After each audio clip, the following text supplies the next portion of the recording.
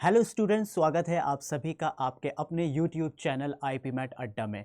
आज की इस वीडियो में हम कवर करेंगे कि आईपी मैट इंदौर में वर्बल एबिलिटी का फुल फ्लैज्ड सिलेबस क्या है। देखिए, मैं आपको बताता हूं कि आईपी मैट अपने आप से तो कोई सिलेबस इस तरह से डिफाइन नहीं कर पाता है, लेकिन प्रीवियस ईयर के बेस पर जो क्वेश्चंस पूछे जाते हैं उन क्वेश्चंस के वो कहाँ से आए हैं, वो क्वेश्चंस किस एक्चुअली पर्टिकुलर एरिया से आए हैं, तो उसके बेसिस पर रिसर्च करके कुछ ये टॉपिक्स मैं आपको बताने वाला हूं जो आपको तैयार करके जाने हैं।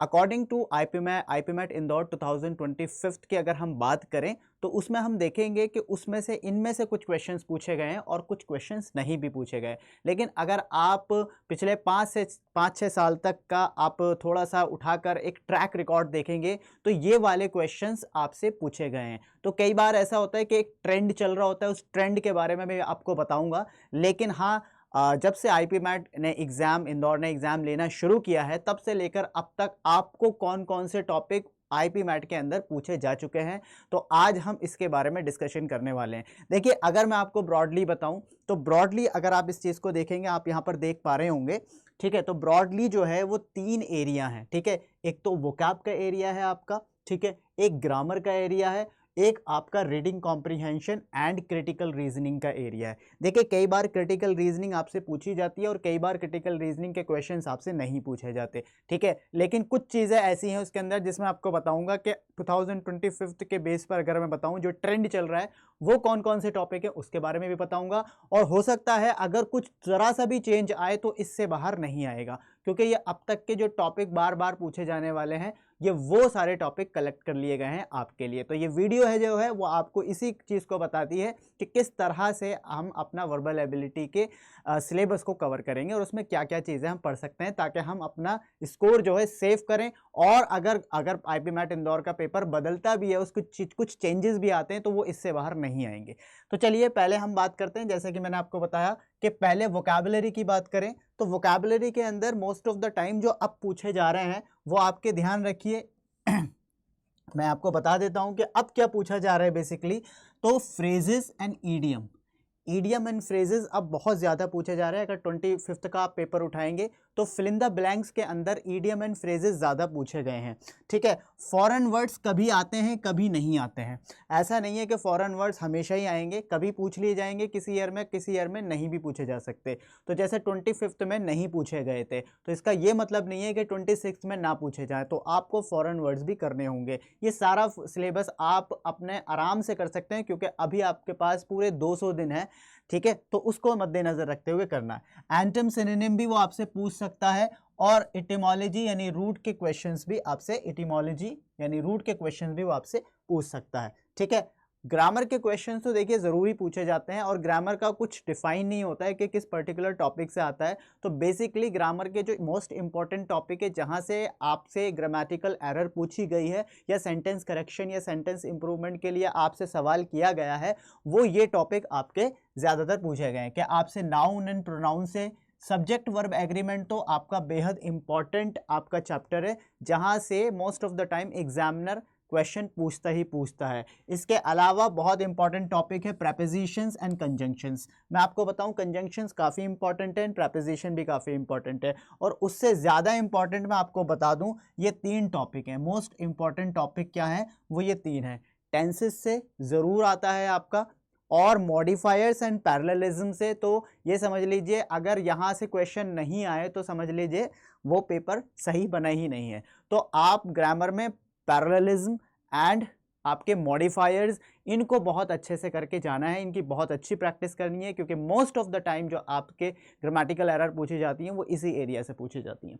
इसके अलावा अगर हम बात करें तो इसमें सबसे मैंडेटरी और सबसे इंपॉर्टेंट पार्ट जो होगा वो रीडिंग कॉम्प्रीहेंशन होगा। अगर आप आईपी मैट इंदौर की बात करें तो पूरे 3 पैसेजेस आपके 25 में पूछे गए थे और हर एक पैसेज में 6 क्वेश्चंस थे, जिसका मतलब 18 क्वेश्चंस आपसे पूछे गए।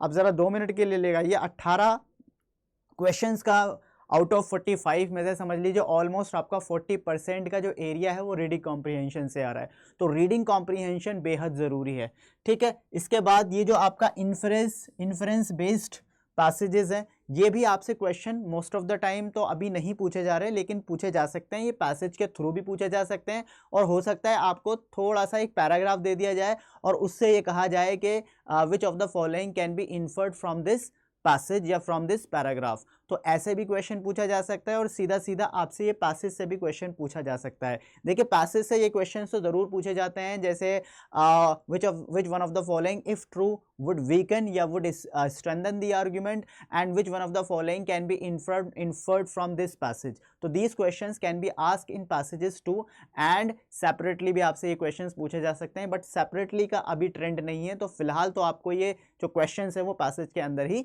दिखेंगे। ठीक है, अब बात करते हैं सिलोजिज्म की। देखिए सिलोजिज्म के अगर मैं बारे में बात करूं तो ये मान के चलिए कि आईपीमैट रोहतक या जिपमैट में तो ये क्वेश्चंस आपको देखने को मिल जाएंगे, लेकिन आईपीमैट इंदौर में आपका सिलोजिज्म पूछा भी जा सकता है आपसे और नहीं भी पूछा जा सकता इफ़ आई टॉक अबाउट। लेकिन अगर आप बात करेंगे वर्बल एबिलिटी की, क्योंकि आईपीमैट इंदौर में लॉजिकल रीजनिंग आपसे नहीं पूछी जाती है, तो हो सकता है कि आपके उनके पास एक राइट है कि वो आपसे लॉजिकल रीजनिंग का सिलोजिज्म का पार्ट जो है वो, क्योंकि थोड़ा बहुत इंग्लिश में क्रिटिकल रीजनिंग के थ्रू भी आता है, तो वो यहाँ से एक आध क्वेश्चन आपसे पूछ लें। तो आप सिलोजिज्म भी करके जाना अगर आप आईपीमैट की तैयारी कर रहे हैं, बहुत ही ईजी होते हैं। अगर आप बेसिक लेवल के सिलोजिज्म भी करके चले जाओगे तो आपका जो है वो क्वेश्चन अपना आपसे अटेम्प्ट हो जाएगा और आपको कोई प्रॉब्लम नहीं होगी। इसके बाद अगर हम बात करें लॉजिकल कंसिस्टेंसी की, तो लॉजिकल कंसिस्टेंसी का मतलब यहाँ पर पैराजंबल से है, यानी पैराजंबल के क्वेश्चन तो बहुत ज़्यादा इंपॉर्टेंट है। पूरे 5 क्वेश्चंस आपसे पूछे जाते हैं। अगर हम आईपीमैट इंदौर की बात करें तो आईपीमैट इंदौर के अंदर पैराजंबल जो है वो टीटा की फॉर्म में पूछे जाते हैं, दैट इज मीन टेस्ट इन मतलब type in answer.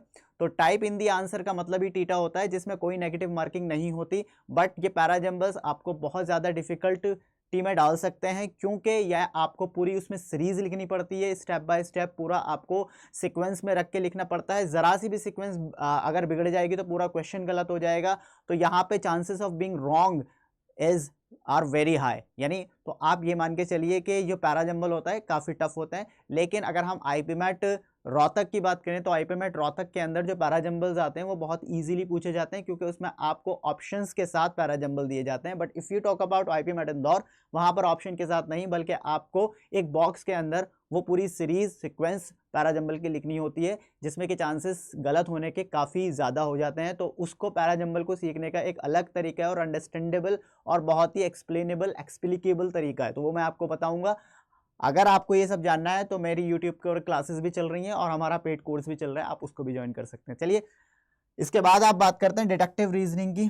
Deductive reasoning में सब चीज़ वही आएगी। आपसे हो सकता है ये क्वेश्चन पूछ लिया जाए कि इन्फ्रेंस क्या है, आज़म क्या अज्यूम किया, मतलब पैसेज में क्या ऑथर ने अज्यूम किया है, अजम्पशन क्या है। ठीक है, टोन बेस्ड क्वेश्चंस आपसे पूछे जा सकते हैं, ये सारे आपकी जो है। और इसके अलावा बहुत सारे क्वेश्चंस जो आपके डिडक्टिव रीजनिंग के बेस पर पूछे जा सकते हैं। ठीक है, इसके अलावा एनालॉजीज ये हाफ तो वोकैबुलरी के अंदर जाता है और हाफ आपका ये किस में जाता है, लॉजिकल रीजनिंग के अंदर जाता है। तो इसे दोनों ही टीचर्स आपको पढ़ा सकते हैं, रीजनिंग वाला बंदा भी पढ़ा सकता है इसको और इंग्लिश वाला बंदा भी पढ़ा सकता है। बट द प्रॉब्लम कम्स कि रीजनिंग के टाइम पर क्या होता है कि कई बार रीजनिंग के टीचर को बहुत सारी वोकैबुलरी नहीं आती होती है, तो ये एक्चुअली वोकैबुलरी के पार्ट में चला जाता है। तो इस वजह से ये इंग्लिश के अंदर आपसे पूछा जा सकता है, दैट इज एनालॉजी। तो ये है आपका पूरा वर्बल एबिलिटी का डिटेल, आपका पूरा डिटेल सिलेबस। अगर आप इसको कवर करेंगे और अच्छे से कवर करेंगे तो वर्बल एबिलिटी का कोई कोना ऐसा नहीं होगा जो आपसे छूट जाए। that means that you will actually shake every stone corner and you will turn every stone, and so this is the thing that you should know about it. So this is the full-fledged syllabus of IPMAT Indore. अगर आप इसको follow करेंगे तो आपका कोई भी topic नहीं छूटेगा। अगर ये वीडियो आपको अच्छी लगी है, पसंद आई है और आपको हेल्पफुल लगी है तो इस वीडियो को लाइक कीजिएगा, हमारे चैनल को सब्सक्राइब कीजिएगा और इस वीडियो को ज़्यादा से ज़्यादा अपने दोस्तों में जो IPMAT इंदौर या IPMAT जिपमैट एंड रोहतक की IPMAT रोहतक एंड जिपमैट की तैयारी कर रहे हैं, उनको ज़रूर ये पहुंचाइएगा वीडियो, ताकि उनको हेल्प हो जाए कि वर्बल एबिलिटी में किस तरह से और क्या क्या करना है। Thank you so much for being here.